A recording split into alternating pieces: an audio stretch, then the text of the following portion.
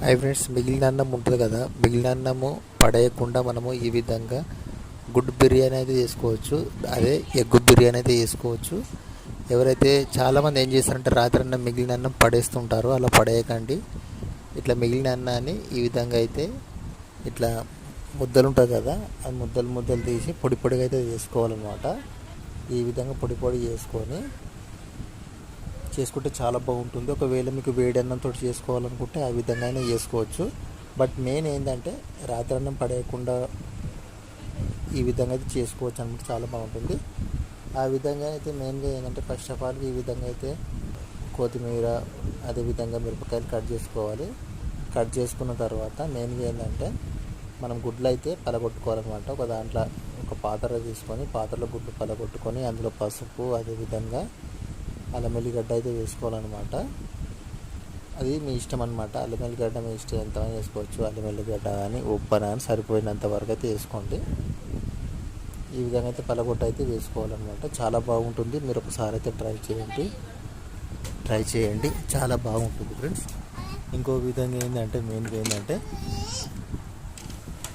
మీరు ఈ విధంగా చేసుకొని ఏంటంటే చాలా సూపర్గా ఉంటుంది. మేమైతే ఇక్కడ చూడవచ్చు, ఇక్కడ అల్లం వెల్లిగడ్డ అయితే వేసినాము.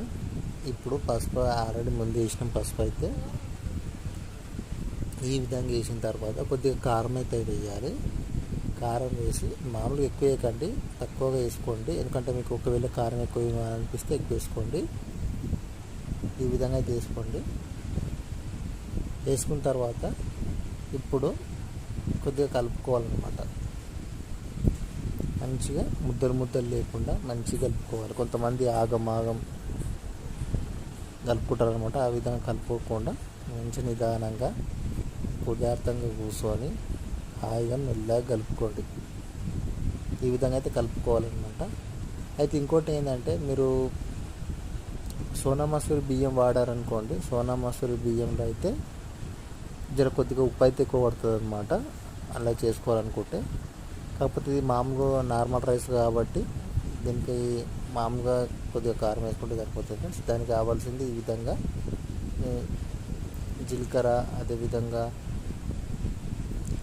ధనియాలు, అదేవిధంగా అవన్నీ బిర్యానీకి సంబంధించి బిర్యానీ అవన్నీ ఉంటాయి కదా, అవన్నీ తీసుకోవాలి. అదేవిధంగా ఒక కుండి తీసుకొని కుండీలో ఆయిల్ పోసిన తర్వాత ఈ విధంగా గుడ్డ అయితే పోయాలన్నమాట. మనం ఏదైతే గుడ్డ అయితే మిక్సీ చేసుకున్నది ఈ విధంగా అయితే పోయాలన్నమాట.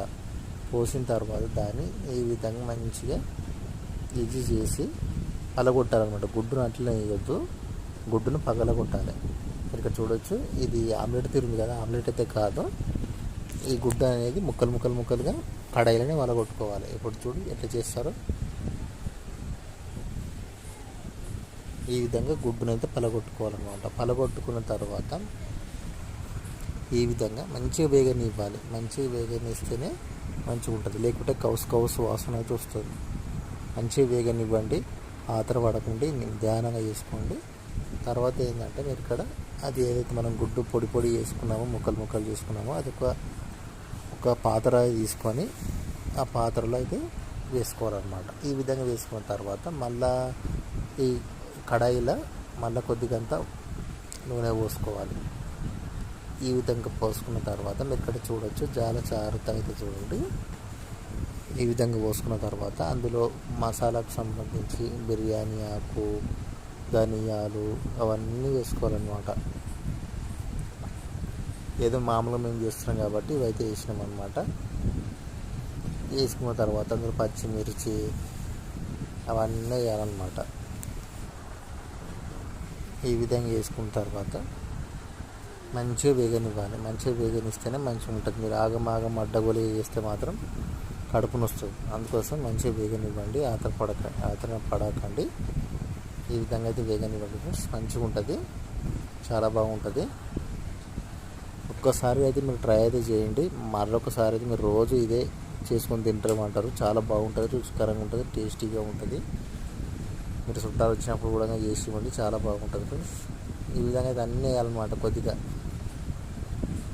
కాలేమాకు, అదేవిధంగా ఉల్లిగడ్డ అవన్నీ వేసి, అదేవిధంగా పసుపు కూడా వేసుకోవాలన్నమాట. అదేవిధంగా ఇందులో కూడా కొద్దిగంత ఇప్పుడు ఏదైతే అన్నం అయితే ఏదైతే అన్నం పొడి చేసుకున్నామో ఆ పొడి అన్నం అంతా కూడా ఈ విధంగా కడాయిలో వేయాలన్నమాట. కడాయిలో వేసిన తర్వాత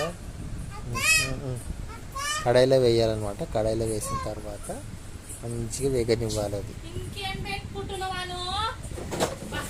ఈ విధంగా అయితే మంచిగా వేగనివ్వండి.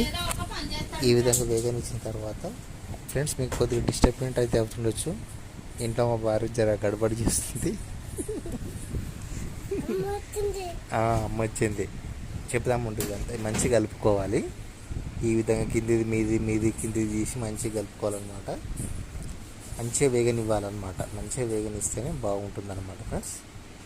మీరు ఇక్కడ చూడొచ్చు. ఈ విధంగా మిక్సీ చేసుకొని ఇట్లా చేసుకుంటే మాత్రం కొద్దిగా వేడి చేసుకొని మంచిగా తినండి. చాలా బాగుంటుంది ఫ్రెండ్స్. చాలా అంటే చాలా బాగుంటుంది ఫ్రెండ్స్. Thank you.